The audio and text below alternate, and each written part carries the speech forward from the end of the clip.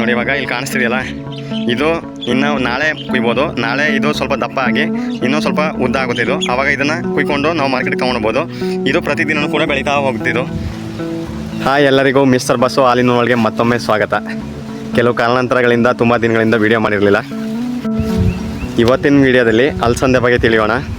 ಅಲಸಂದೆಯಲ್ಲಿ ನಾನಾ ವಿಧದ ಅಲಸಂದೆಗಳಿವೆ.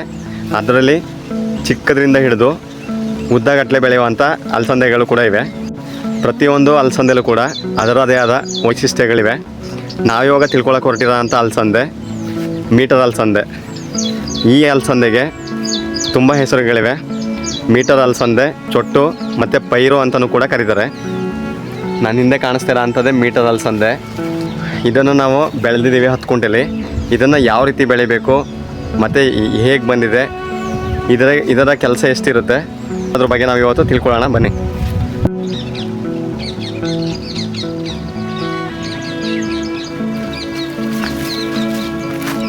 ನೋಡಿ ಇಲ್ಲಿ ಕಾಣಿಸ್ತಿರೋ ಅಂಥದ್ದೇ ಅಲಸಂದೆ ಗಿಡ.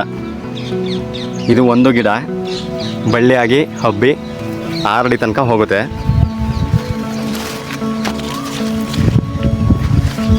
ಇದನ್ನು ಬೆಳೆಯೋಕ್ಕೂ ಮೊದಲು ಹೊಲನ ನೀಟಾಗಿ ಹದ ಮಾಡ್ಕೋಬೇಕು.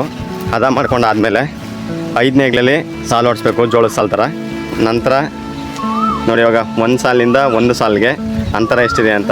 ಮಧ್ಯದಲ್ಲಿ ನಾವು ಒಂದು ಸಾಲಿಂದ ಒಂದು ಸಾಲಿಗೆ 3 ಸಾಲನ್ನ 5 ನೇಗ್ಲಲ್ಲಿ ಸಾಲು ಹೊಡಿಸ್ತೀವಲ್ಲ, ಅದರಲ್ಲಿ 3 ಸಾಲನ್ನ ಅಂತರ ಬಿಟ್ಟು ಮತ್ತೊಂದಕ್ಕೆ ಹಾಕಬೇಕು. ಯಾಕೆಂದರೆ ನಾವು ಈ ಮಧ್ಯದಲ್ಲಿ ಓಡಾಡ್ಕೊಂಡು ಕುಯ್ಬೇಕಲ್ವ. ಇದು ಹೊಂಬು ಅಲಸಂದೆ ಆಗಿರೋದ್ರಿಂದ ನಮಗೆ ಮಧ್ಯದಲ್ಲಿ ಓಡಾಡ್ಕೊಂಡು ಕುಯ್ಯೋಕ್ಕೆ ನಮಗೆ ದಾರಿ ಬೇಕು. ಹಾಗಾಗಿ ಇದು 3 ಅಡಿ ಅಂತರ ಇರುತ್ತೆ ಆ ಸಾಲಿಂದ ಮತ್ತೊಂದು ಸಾಲಿಗೆ. ಈ ಅಲಸಂದೆಲಿ 2 ಥರ ಇದೆ. ಒಂದು ವೈಟ್ ಅಲಸಂದೆ, ಇನ್ನೊಂದು ಗ್ರೀನ್ ಅಲಸಂದೆ. ನಮ್ಮಲ್ಲಿ ವೈಟ್ ಅಲಸಂದೆಗೆ ಅಷ್ಟು ಬೇಡಿಕೆ ಇರೋದಿಲ್ಲ, ಹಾಗಾಗಿ ನಾವು ಗ್ರೀನ್ ಅಲಸಂದೆನ ಬೆಳೆದಿದ್ದೀವಿ. ಈ ಅಲಸಂದೆನ ಬೀಜ ಬಿತ್ತನೆ ಮಾಡಿ 7 ದಿನ 8 ದಿನಕ್ಕೆಲ್ಲ ಗಿಡ ನಮಗೆ ಕಾಣಿಸ್ಕೊಳ್ಳೋಕೆ ಶುರು ಮಾಡುತ್ತದೆ. ಥರ ಅದು ಬಳ್ಳಿ ಹಬ್ಬಕ್ಕೆ ಶುರುವಾಗುತ್ತೆ. ಬಳ್ಳಿ ಯಾವಾಗ ಸ್ವಲ್ಪ ಗಿಡದು ಉದ್ದ ಆಗಿ ಬಳ್ಳಿ ಶುರುವಾಗುತ್ತೋ ಆವಾಗ ನಾವು ಈ ಥರ ಬಡಿಗಳನ್ನ ನೆಟ್ಕೋಬೇಕು. ನೋಡಿ ಇಲ್ಲಿ ಈ ಥರ ಬಡಿಗಳನ್ನ ನೆಟ್ಟಾದ್ಮೇಲೆ ಅದಕ್ಕೆ ತಂತಿ, ಈ ಕಾಣಿಸ್ತಿದೆಯಾ ತಂತಿ ನಿಮಗೆ? ಈ ತಂತಿ ಮೇಲ್ಗಡೆ, ಅಂದರೆ ಇದು ತೂಕನ ತಡೆಯೋಕ್ಕೆ, ಇದು ಸ್ವಲ್ಪ ತೂಕ ಬರೋದ್ರಿಂದ ಇದನ್ನು ತಡೆಯೋಕ್ಕೆ ಅಂತ ತಂತಿ. ಮತ್ತು ಮಧ್ಯದಲ್ಲಿ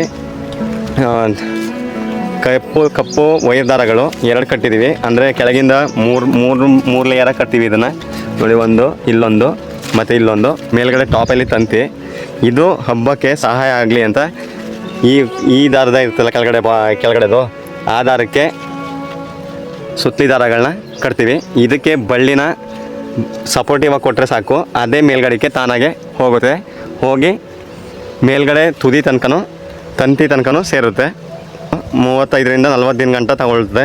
ಅದಾದಮೇಲೆ ಹೂಗಳಾಗಿ ಅದು ಕಾಯಿ ಬಿಡೋಕ್ಕೆ ಶುರುವಾಗುತ್ತೆ. ಈ ಕಾಯಿ 1.5ರಿಂದ 2 ಅಡಿ ತನಕನೂ ಬೆಳೀತದೆ. ನೋಡಿ ಇವಾಗ ನೀವು ನೋಡ್ತಿರ್ಬೋದು, ಇದು 1.5 ಅಡಿ ತನಕ ಐತೆ. 1.5 ಅಡಿಯಿಂದ 2 ಅಡಿ ತನಕನೂ ಬೆಳೆಯುತ್ತೆ ಇದು.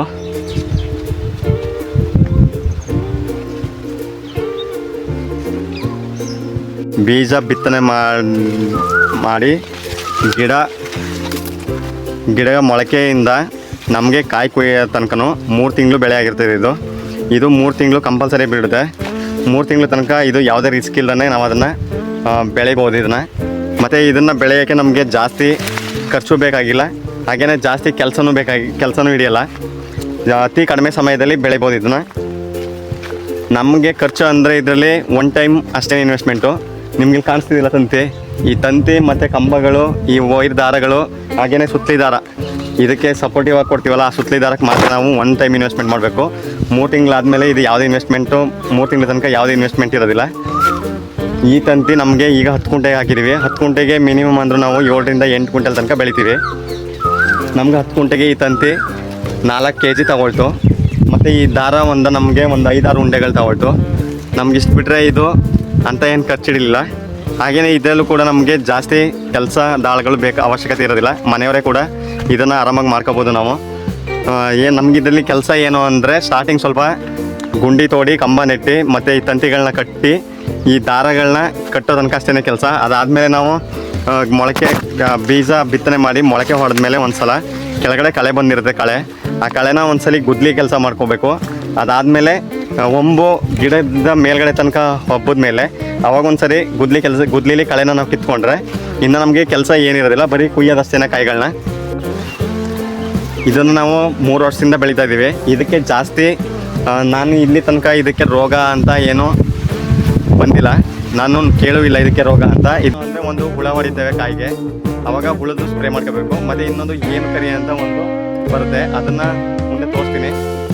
ಅದಕ್ಕೆ ಒಂದು ಔಷಧಿ ಇದೆ, ಅದನ್ನು ಸ್ಪ್ರೇ ಮಾಡಿಕೊಂಡ್ರೆ ಸಾಕು.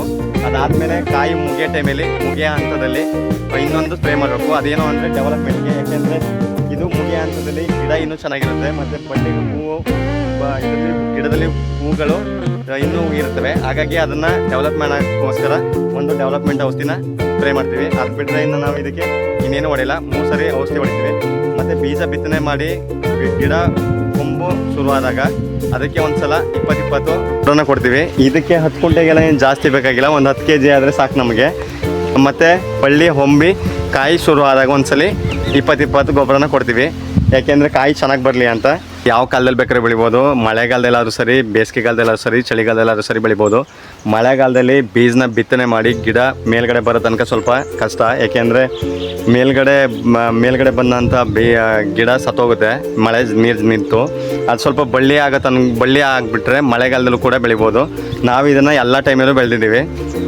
ಮತ್ತು ಇದು ಪ್ರತಿದಿನ ಬೆಳೆಯುತ್ತೆ. ನೋಡಿ, ಇವಾಗ ಇಲ್ಲಿ ಕಾಣಿಸ್ತಿರೋ ಅಂಥದ್ದು ಚಿಕ್ಕ ಕಾಯಿ, ಇದು ಇನ್ನು 3 ದಿನಕ್ಕೆ ಕುಯ್ಯೋ ರೀತಿ ಆಗಿರ್ತದೆ. ಇದು ನೋಡಿ, ಇವಾಗ ಇಲ್ಲಿ ಕಾಣಿಸ್ತಿದೆಯಲ್ಲ, ಇದು ಇನ್ನು ನಾಳೆ ಕುಯ್ಬೋದು. ನಾಳೆ ಇದು ಸ್ವಲ್ಪ ದಪ್ಪ ಆಗಿ ಇನ್ನೂ ಸ್ವಲ್ಪ ಉದ್ದ ಆಗುತ್ತೆ. ಇದು ಆವಾಗ ಇದನ್ನು ಕುಯ್ಕೊಂಡು ನಾವು ಮಾರ್ಕೆಟಿಗೆ ತೊಗೊಂಡೋಗ್ಬೋದು. ಇದು ಪ್ರತಿದಿನವೂ ಕೂಡ ಬೆಳೀತಾ ಹೋಗ್ತಿದ್ದು.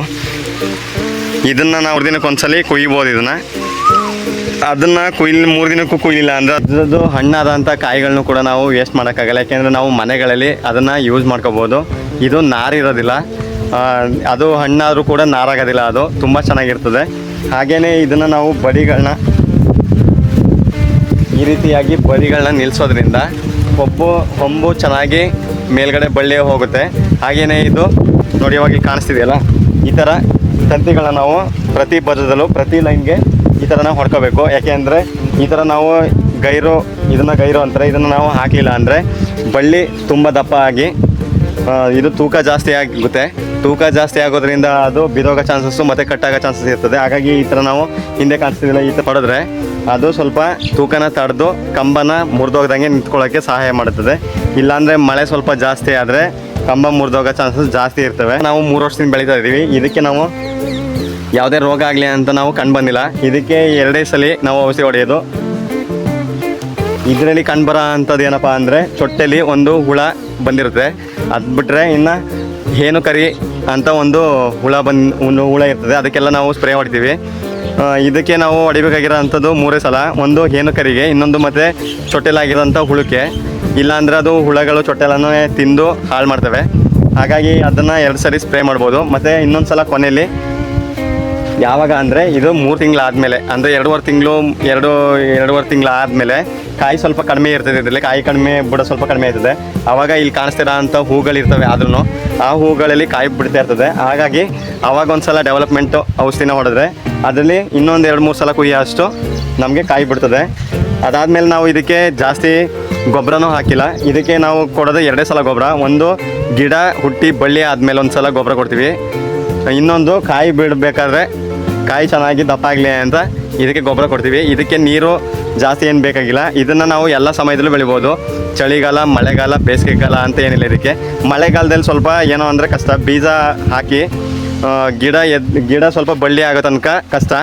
ಅದಾದಮೇಲೆ ಅದು ಎಷ್ಟೇ ಮಳೆ ಹೋದ್ರೂ ಅದು ತಾನಾಗೆ ಬೆಳ್ಕೊಳ್ಳುತ್ತೆ. ಬೀಜ ಬಳ್ಳಿ ಬಿಡೋ ತನಕ ಮಳೆ ಏನಾದ್ರು ಜಾಸ್ತಿ ಇದ್ದು ನೀರೇನಾದ್ರು ನಿಂತರೆ ಅದರಲ್ಲಿ ಬೀಜ ಮತ್ತು ಗಿಡ ಅಲ್ಲೇ ಕೊಳ್ತೋಗೋ ಚಾನ್ಸಸ್ ಜಾಸ್ತಿ ಇರ್ತದೆ.